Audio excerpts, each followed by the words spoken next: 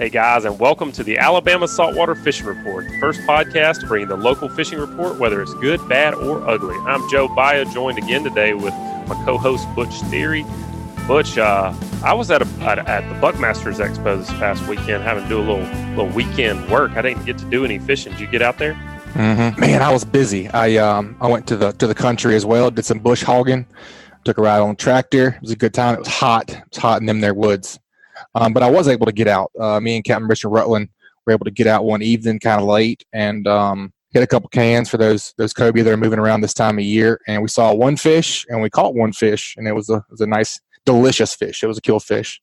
Any day you put a cobia on the boat is a good day. It is a good day. I agree with that. So, yeah, man, it was fun. It was hot. It was absolutely slick as glass. Sweltering. It was one of the prettiest days that I can remember on the water. It was one of those days that you just wanted to just ride forever. It was just literally like a lake. It was beautiful. Yeah, you just about have to ride right now with that heat. You got to keep the breeze in your hair. You know, it's tough out there. Let's get on out offshore. Talk to Angelo DePaola. What you say, Angelo? What's been going on around the Orange Beach Marina area, buddy? Man, let me tell you, White Marlin. It had the White Marlin shootout last weekend. We had a nice little mix of push of like blended blue-green water, which to me is like once that gets up in here on the shelf and over the edge and all that, it tends to hold bait really well. And people went out and targeted them, and everybody I talked to had a lot of success. Any kind of numbers? I didn't really hear anything from that tournament this weekend. Tell me a little bit about it. I know Restless, I think, had 3 or 4 fish. A buddy of mine, Sean Clemens, on the Breathe Real Deep, went 2 for 4 on whites. Caught a 80-pound and 125-pound tuna. I think just about everybody that got out there and fished, at least the guys I talked to, caught some guys on the Dana Ann, caught a blue, had a couple shots of whites, the 131 hole, had some dolphin wahoo. So bait wasn't everywhere, but as far as flying fish go, but if you were paying attention to your sounder, you were marking some bait balls down in the water column. I think Devin Potts on the Sea Mixer got second place, didn't he? Yeah. What did he have? 2 or 3 fish, and I think they might have. I'm not sure whether they harvested one or not. Yeah, I know there was a couple of them caught. Check it out. I know the swordfish bite's been good for the guys that have been going out and targeting those. We've talked about the daytime sword fishing, that's become a lot more popular. Would you say that that's now the preferred method of sword fishing, or most people still using, fishing at night? Man, I think it's the preferred method. I know very few people that fish for them at night anymore. That just make that trip specifically to go target them at night. Right. People do it here and there. It's usually in conjunction with something else. It's just so easy to do if you're, especially this time of year when the water conditions get right and it pushes up a little closer up on the shelf. Where you can marlin fish during the day and swordfish at night. Yeah, that's an option. The problem is, past few years, the water has been so far offshore, so just about everybody, blue water fishing has been fishing oil rigs. And while you can catch a swordfish out there, it's nowhere near optimal situation. Those fish relate to structure unless you're willing to sit there and hold up on an oil rig all night. And then even then, you're dealing with sharks and that kind of stuff. They're fewer and far between, way offshore. Mm-hmm. It's been my experience. I wonder about those big tunas. I know those have been hard to come by lately. Did you hear anything about those, how they were caught or where or anything? Caught them at the spur. One was caught trolling, and one of them, the bigger fish, they caught nighttime fishing for swordfish. Oh, that's cool. Angelo, that's always a nice surprise. I want to key in on that, Angelo, because one of my biggest frustrations as a blue water big game fisherman has been the rogue yellowfin tuna. You'll see them out there, you'll see a few of them jumping, and you're kind of just out in open water. I personally have had very limited success catching any of those fish. Have you had any success catching those open water tunas? Man, you know what you kind of have, it's like opportunity meets preparation. It takes a little bit of luck. Like for me, if we're seeing them out there, like to go bounce from one school to the next, a lot of times, by the time you get over to them, they're down. But one thing that's probably about to start happening, and usually happens this time of year and into September, October, beginning of October, is the whale sharks move in and they get to feeding, and they'll be up in these little bait balls, and we catch a lot of big tunas around those. And the trick to me is this: you got to take your long bait and send that thing way, way, way back. Agreed. Fish your leader down a little bit. Like I like 200-pound fluorocarbon just because you very likely to hook a marlin just as you are yellowfin tuna. But if you really want to target them, leader down even to 100 to 80-pound test, small ballyhoo, either naked or with a twinkle fly, or like I love them behind like an Islander sea star.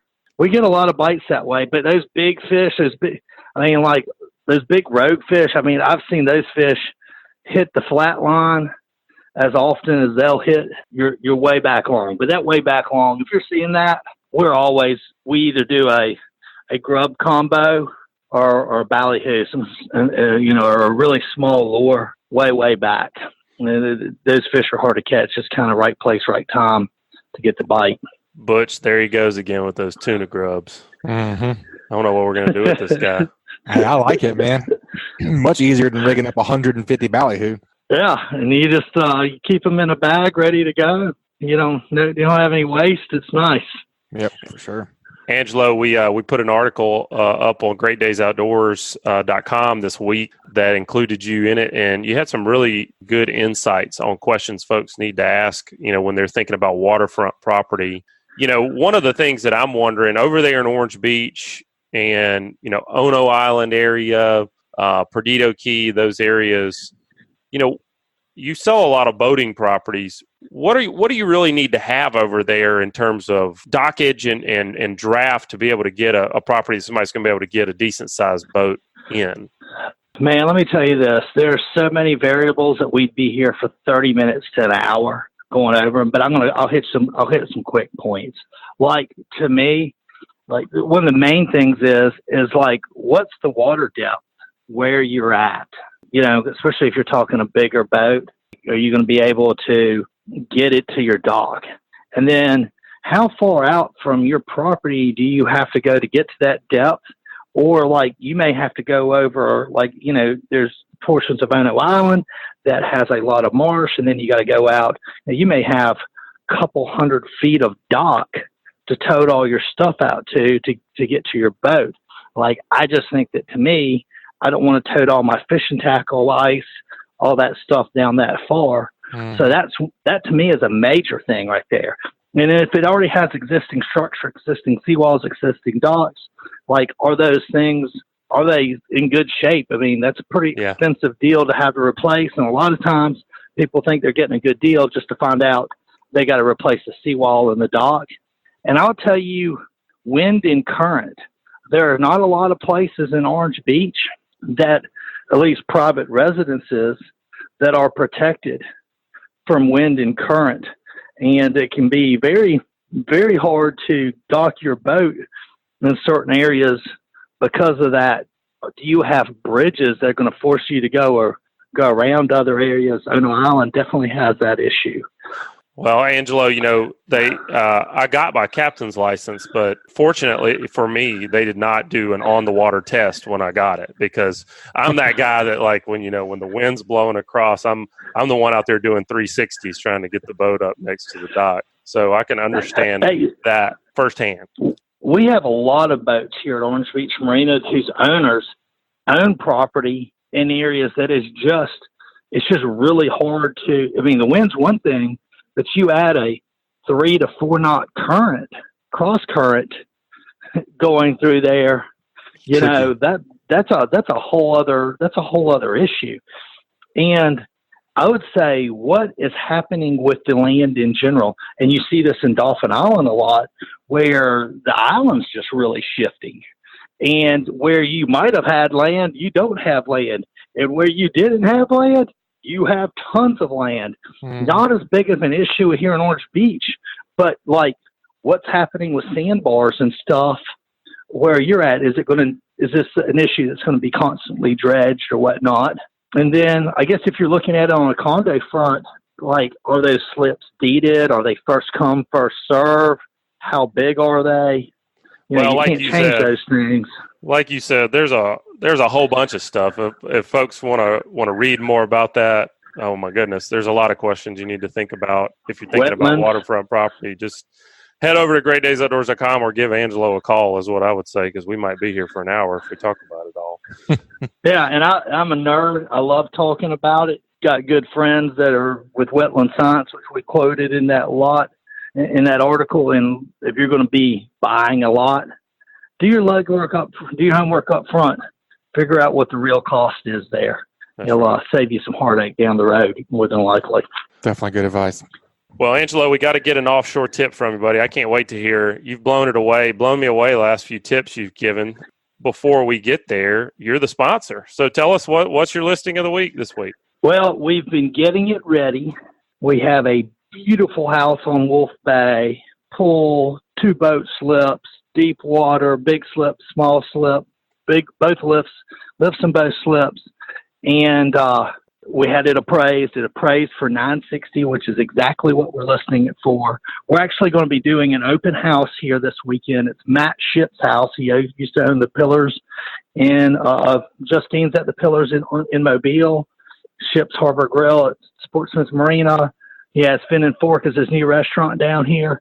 We're going to do a Saturday brunch, and he is chefing it up from 1 to 3 Saturday brunch at his own house, which has a awesome chef's kitchen, Viking appliances, completely redid the kitchen. If you're a foodie, you need to check it out. 4 bedroom, 3 bath, 3,000 square feet. Everything that you want to have at your house on the water is in this house for under $1 million. Man, if he's doing any grouper like he did, I was just my mouth is just watering thinking about that Fin and Fork grouper, man. Goodness gracious. Oh, well, what you got for an offshore tip? We had to talk about food when we have Angelo on here. You knew that. Man. All right, guys. So this offshore tip, we're thinking, we're really going into what I kind of call White Marlin season in our part of the world.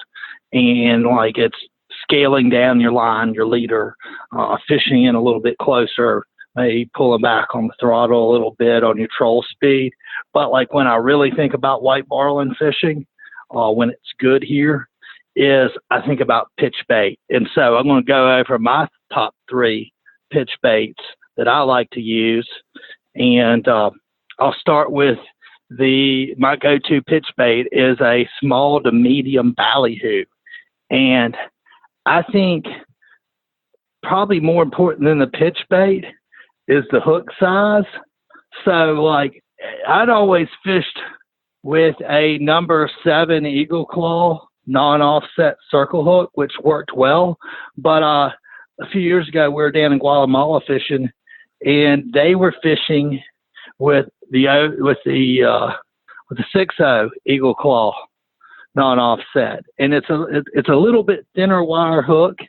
And let me tell you, on 20 and 30 pound test line, which is really all you need for these fish, they're 40 to 60 pounds for the most part, is that 6.0 just penetrates so much easier, and your hookup ratio is better.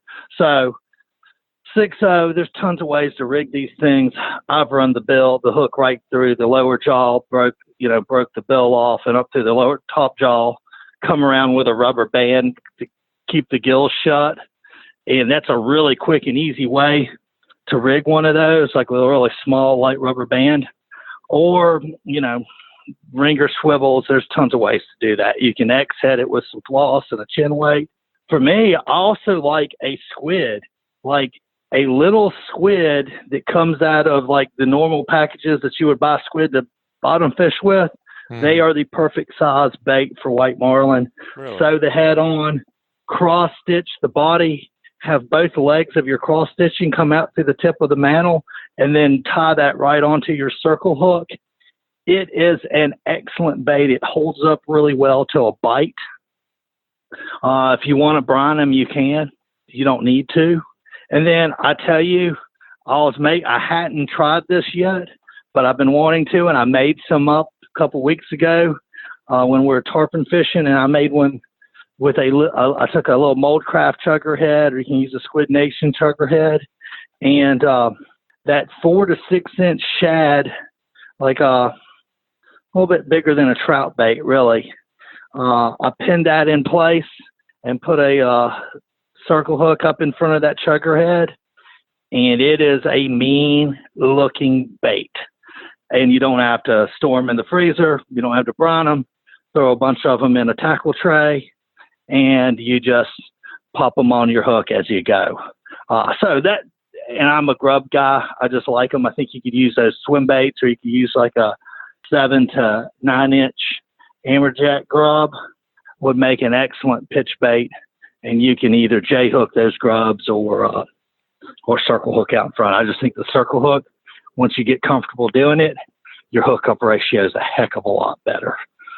So that's my tip of the week. We're going to be going into our White Marlin bite.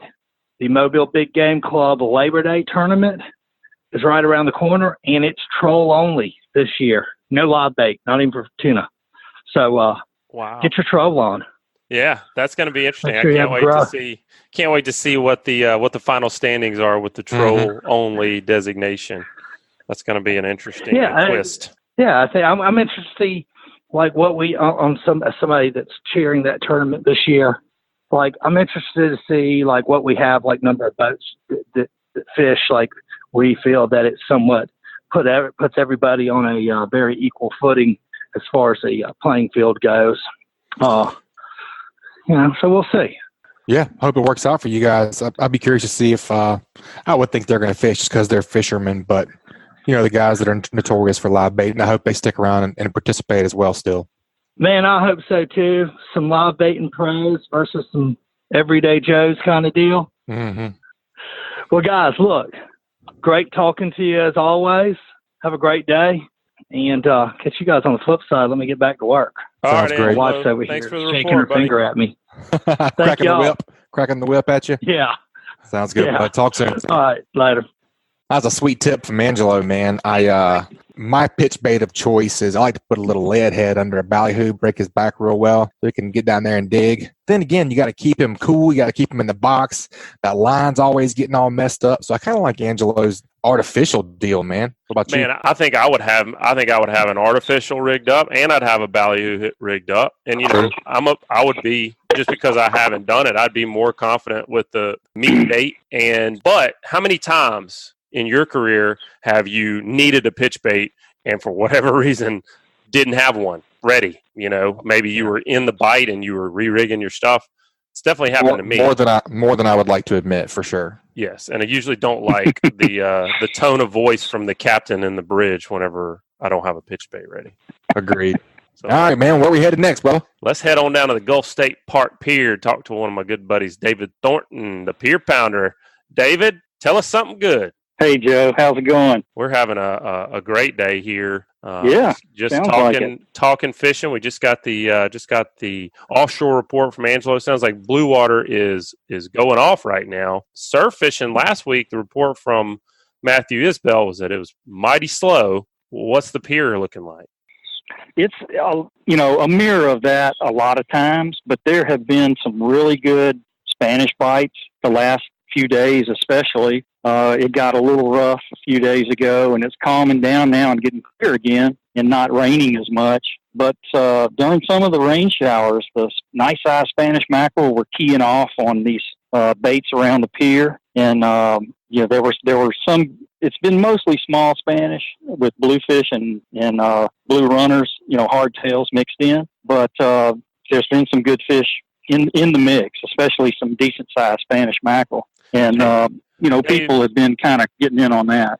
Yeah. David, talk to me a little bit about your setup. We talk to a lot of our inshore guys, and when they have a lot of Spanish around and they're fishing for speckled trout and redfish, they'll scale up their leader material, to 30, 40, 50 pound, but they'll stay with a fluorocarbon. Out there on the pier where you're not necessarily targeting speckled trout, not to say that you can't catch them. What do you like to do with regards to your terminal tackle when you got a lot of those toothy bluefish and Spanish around? Yeah, when those are the target, I usually go to either a small trace of light wire, like 27-pound single strand, and just a foot with no swivel. Tie a haywire twist in the end and just tie my line straight onto that, so that, because the water's full right now of a lot of what I call micro mackerel. They're young of the year Spanish mackerel that aren't even a foot long yet, but they're growing really quick, and they're real aggressive, feeding heavily right now on anything that moves. So anything like a shiny swivel, or even sometimes even the line going across the top of the water and mess up, kind of make it look like to them like it's something to eat, and they may want to bite it, and they could, so you get cut off or something like that.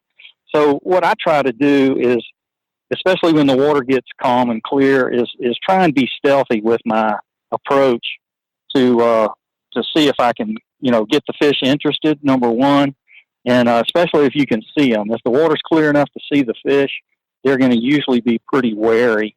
So you may have to scale down your tackle, even though, they're toothy fish, and you have to protect your hook from getting cut off, or your lure.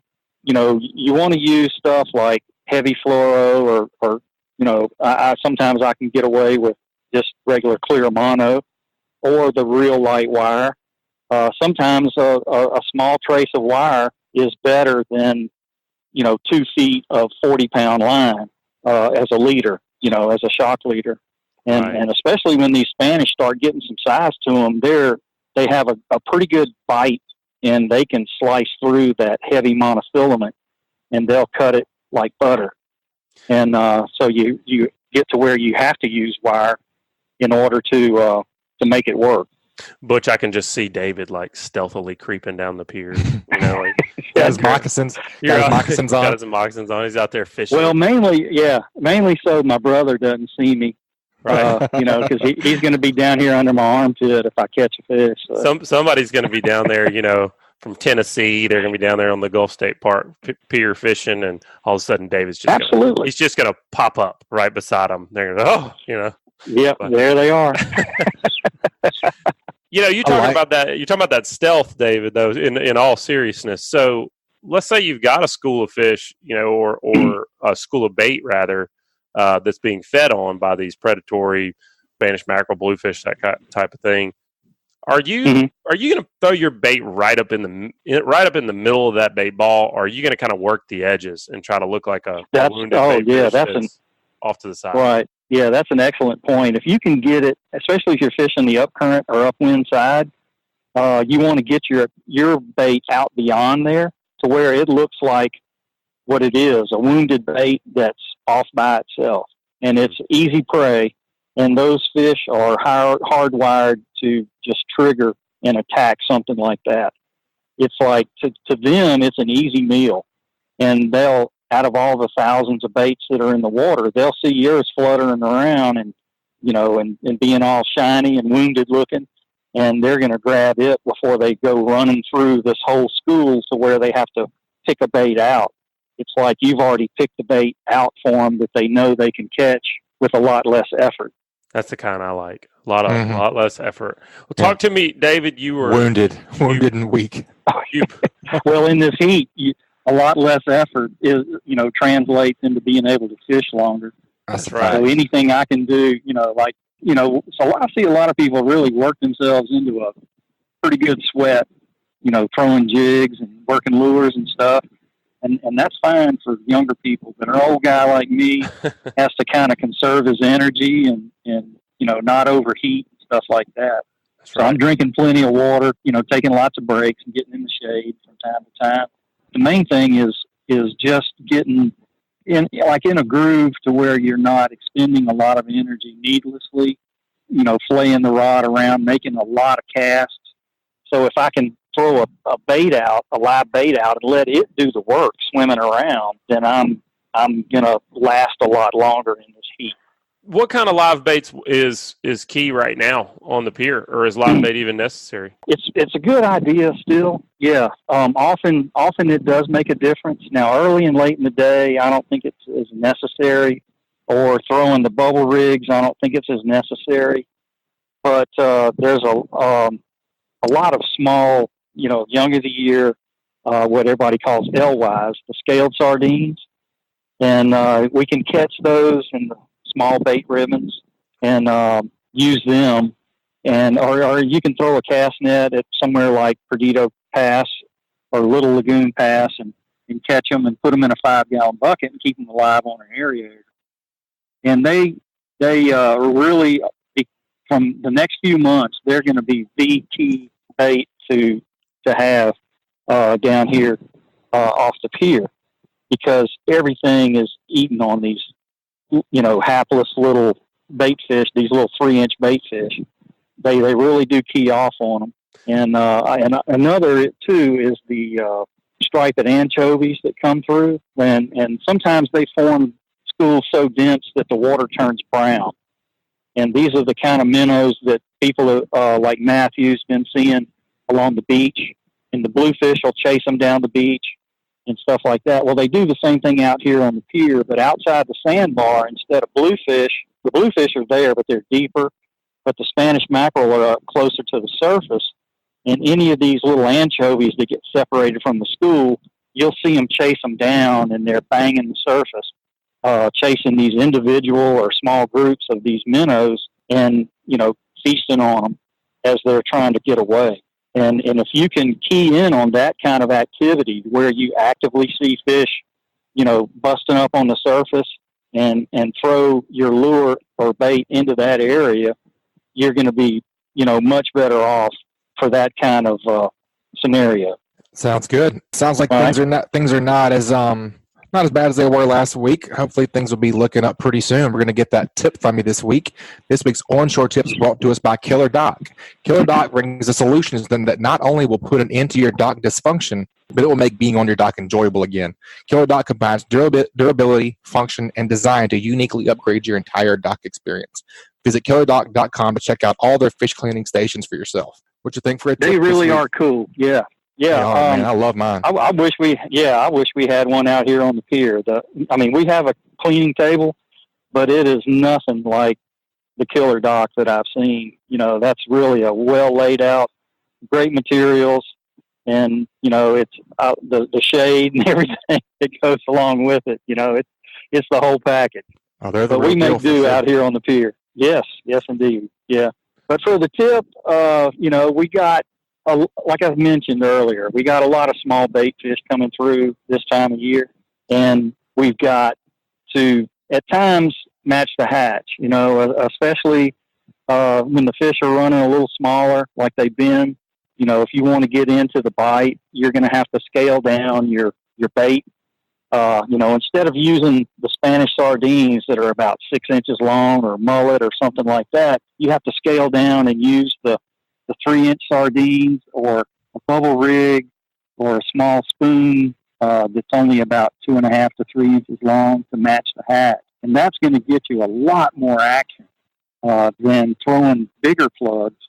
Now, with slightly bigger plugs, like some guys have been, now that we're seeing more large Spanish mackerel in the mix, guys have been keying on that when they show up, and they'll have a plug ready. You were talking about offshore, bait and switch and having a pitch bait and stuff like that. Well, you can kind of do the same thing on the pier where you can have several rods at the ready.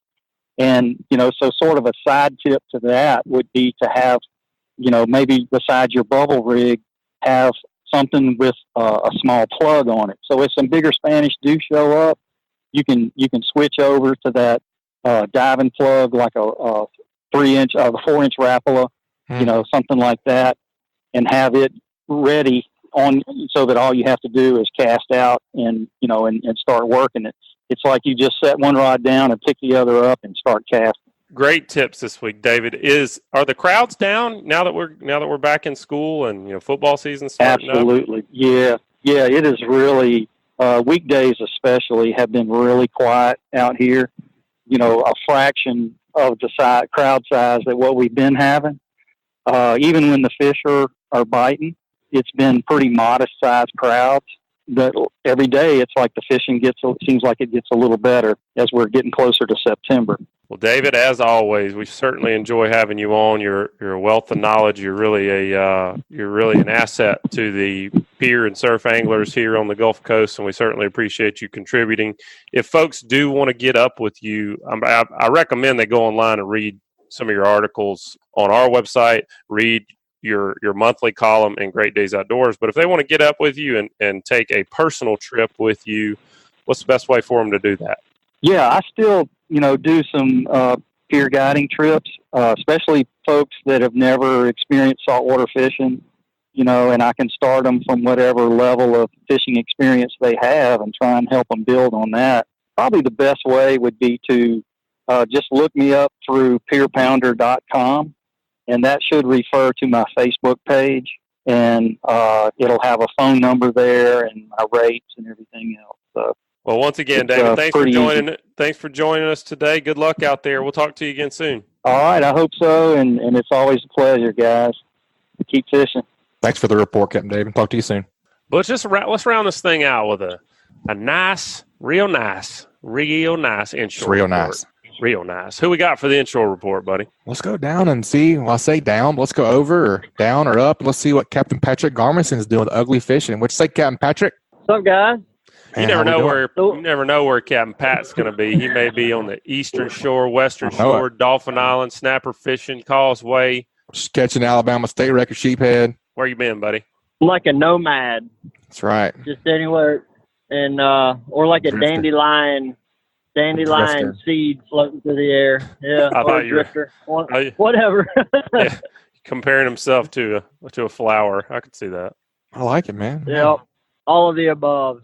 So my last few trips go back to them right after the full moon. They were a bit of a challenge. It was not a challenge to get the rod bent by any stretch. There was so much Spanish mackerel, ladyfish, sharks. There's a lot of stuff out there wanting to eat, but a lot of it was faster to the bait than speckled trout and redfish were for me. That was back on Friday. Saturday I changed gears. I was down on the south end of the bay. Then I changed gears, went up in the Delta on Saturday and ground out some redfish on 5 shrimp and popping corks. Nobody had bull minnows. I think I could have done better on bull minnows because we still did have some trash fish messing with our shrimp, kind of keeping our lines out of the water. So I've said that the last probably 2 or 3 reports where bull minnows and like finger mullet and stuff like that have been a better bait option for these redfish. So I'm going to still stick with that. Went Sunday. I had a pretty solid plan that we were going to be able to work over the docks and piers and stuff on the eastern shore. We had a west wind, but it wasn't bad. It was just enough to kind of keep air moving and a little bit of chop on the water. And man, we got absolutely annihilated by hardheads. I mean, to the point where I had to just quit fishing. We did manage a couple of redfish, but I mean, I couldn't do it anymore. I could not take another hardhead catfish off the line. So it slicked off real good. So we rode around and did a little bit of triple tail looking. Didn't really see any sign early that morning. I mean, I'm saying early. It was probably 9 o'clock. So kind of early as to when I would start looking for triple tail. So then we ended up out at Gilliard, and man, we tripled up on spec, and then it shut down completely and started turning into catfish, ladyfish, and all that. So then frustration set in a little bit again and started moving around, and it slicked off just completely, not a breath of wind. So we spent a lot of time looking for triple tail.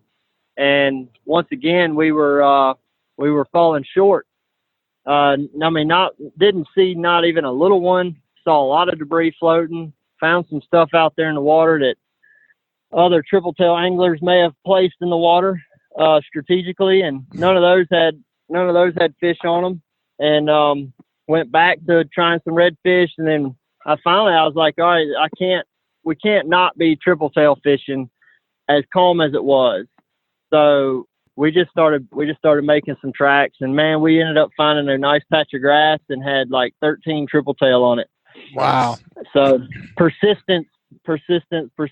Now we didn't manage to catch any keepers off of it. The keepers kept nosing way up in the denser part of the grass. But the lady on board, she had her heart set on catching at least one, and keeper, we fell short of the keeper mark, but she did catch her triple tail. So I will say that I kept staring at the conditions, and finally just put my head down and made that work for us. Patrick, let me step you back to the challenging trout conditions. So when you're fishing like that and you're getting eaten up with undesirables or non-targets, what's causing that? Why, you said you found some fish, you tripled up, and then it ended. Is that a water temperature thing? Why do you think you caught a few and then you were off of them? Man, if I had that answer, I would know. I would probably be saving a lot of bait, because we had the same experience on Friday where we pulled up. We actually fished the rigs a little bit.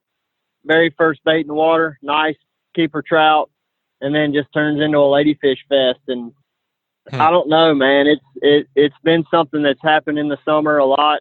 I know in the past I would try to keep some other bait fish in the box. These particular trips I wasn't able to get any, and that probably didn't aid in me catching any. And having some sort of mixture of bait fish out there to try something else. But I will say that we did have pogies on Friday, and as soon as we put a pogie in the water, a shark ate it, and then 50 other sharks ate it. We actually had tarpon rolling all around the boat. I forgot to mention that. We had tarpon rolling all around the boat down around Fort Morgan on Friday. We would put a bait fish on. We had pogies and throw it out. As soon as it hit the water, a shark would eat it. We had 4 tarpon come up within about 30 feet of the boat, throw a bait right in the middle of them, and a shark eats it. So it was a bit of frustration over the last 2 or 3 trips, but and we just stick with it. Keep a positive attitude, keep I'm going to be persistent and make something happen attitude, and not get discouraged by it. I think that helped me out a lot, where my customers don't start quitting on me. If I start getting frustrated, they're liable to quit, and then I really, then it becomes a mutiny and they want to throw me off the boat and all that stuff. Optimism is key. I think you're right, though. I mean, that's funny, but you're right. It really is, man. Well, you look around; it's contagious too. I mean, you got somebody who's down in the dumps kicking the tires, and they're all upset, and it's gonna be contagious for sure. Yep. So I would say that's one thing that you're gonna have to do around this time of the year. But anyway, I got a new boat, so I've been trying to get that thing ironed out just as perfect as possible over the last couple of days. Anyway, we slipped out here on the causeway just to see if anything is happening. We don't have any water movement right now, and the water has really turned a lot browner than it was on Saturday. So I don't know if this will help, if this is going to clean up once we get a few of these bigger tides coming in later this week, but I would anticipate that being the case. We get some greener water in here once we get some nice full tides. All right, Patrick. Well, that's one thing I like about you, buddy. I can always count on you for a real report. You don't sugarcoat it. Sometimes you struggle, and we all do, and it's good to hear you, give us a real report. We got a pretty cool Hey Cap question for you this week. Mm-hmm. Terry Turner sent us a question. He's going to be getting that C-Deck CCA fish ruler. Those things are pretty cool, but I haven't got mine yet. What's up with that? Lost in the mail. I don't know. Lost in the mail. Okay. Mm-hmm. Well, this week's Hey Cap question is being brought to us by Foster Contracting. Often when working with a small business, you miss the professionalism you get with larger companies. That's not the case with the fortified roofing pros at Foster Contracting. They're a family-owned business, and they're big enough to get the job done, but they're small enough to care. If you're looking for quality construction with a dependable, licensed, and certified fortified roofing professional, did you hear that, Butch? Certified fortified. Mm-hmm. Say that 5 times fast. Give the Fortified Roofing Pros a call at 251-973-9999.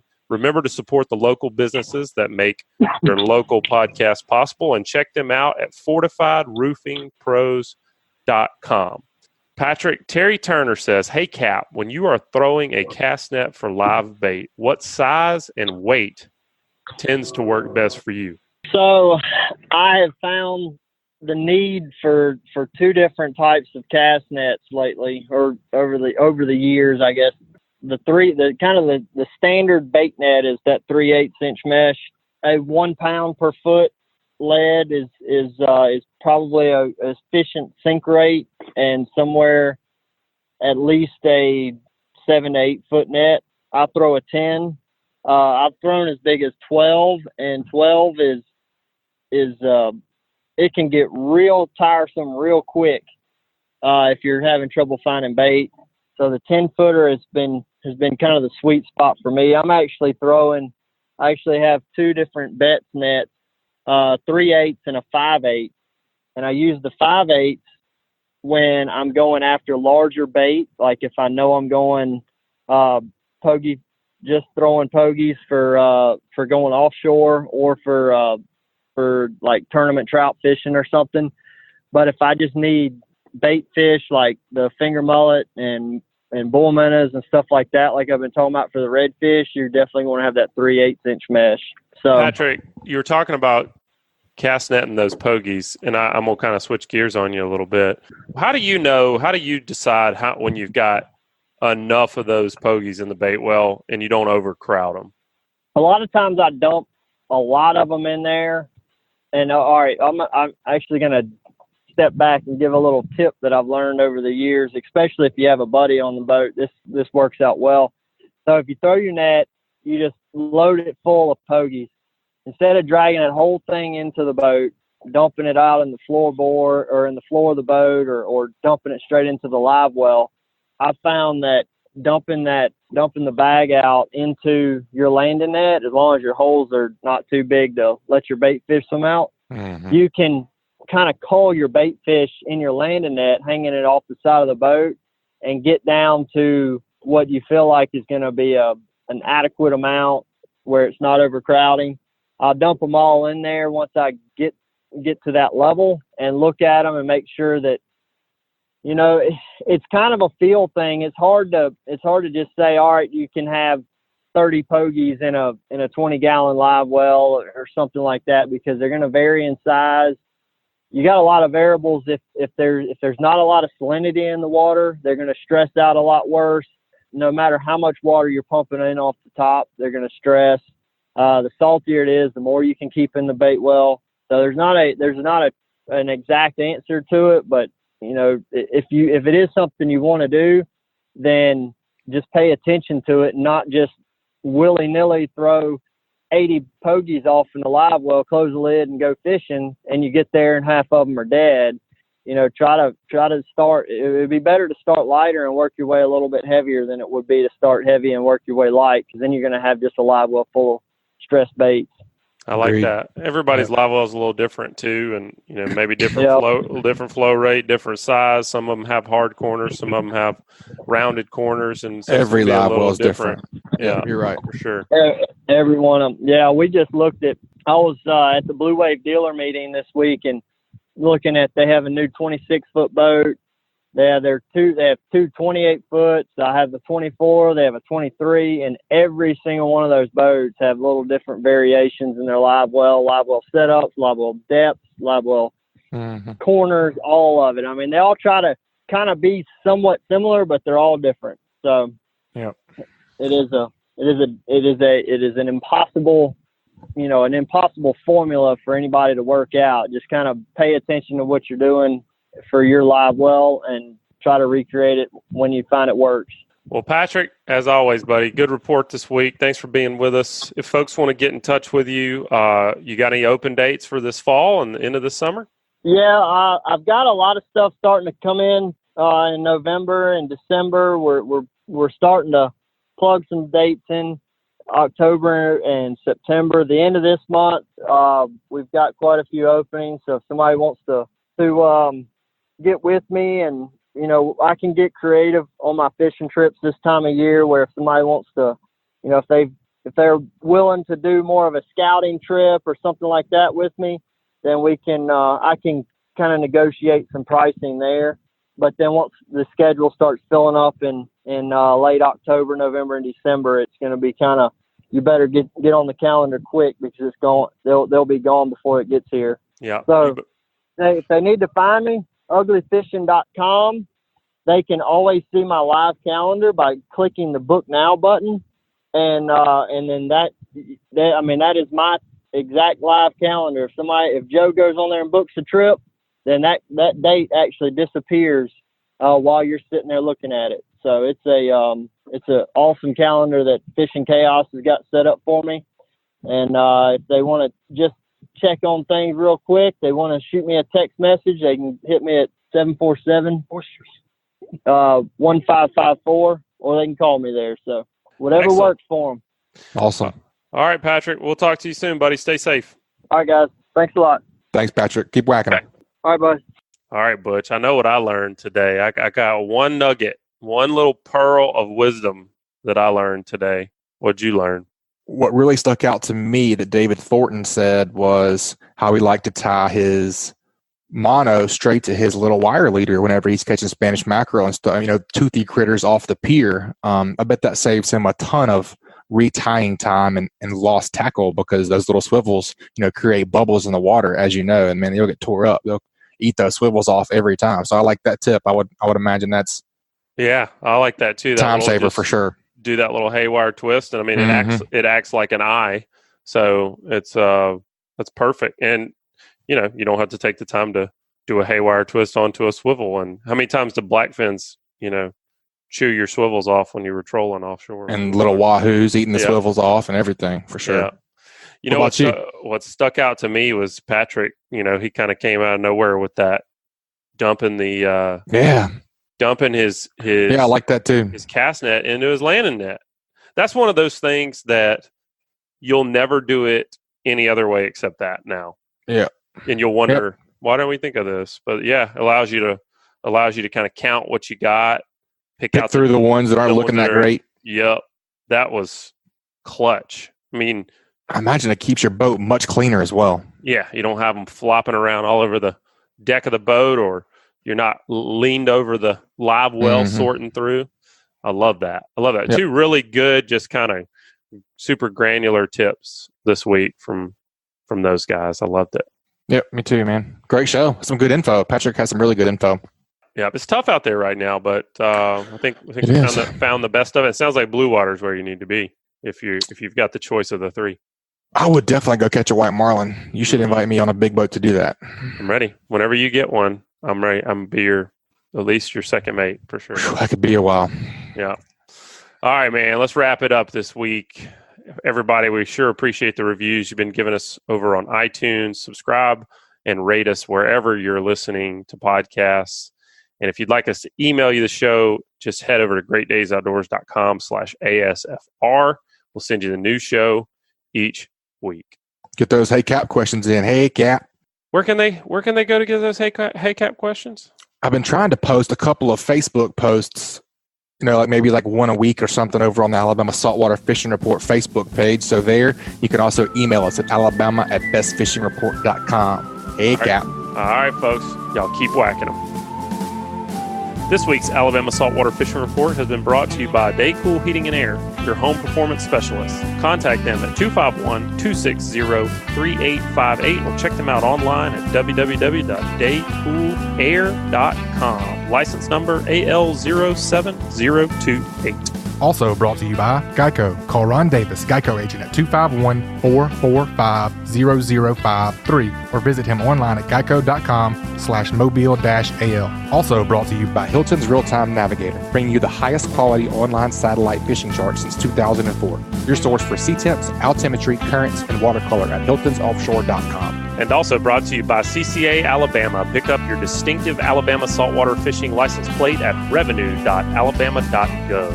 This week's Alabama Saltwater Fishing Report was brought to you by me, Joe Baya, and National Land Realty. If I can help you in any way with the purchase or sale of land in Alabama or Florida, whether it's timberland, farmland, recreational land like hunting land, or even agricultural land or ranch land like horse farm, drop me a message at jbaya@nationalland.com. That's JBAYA@nationalland.com.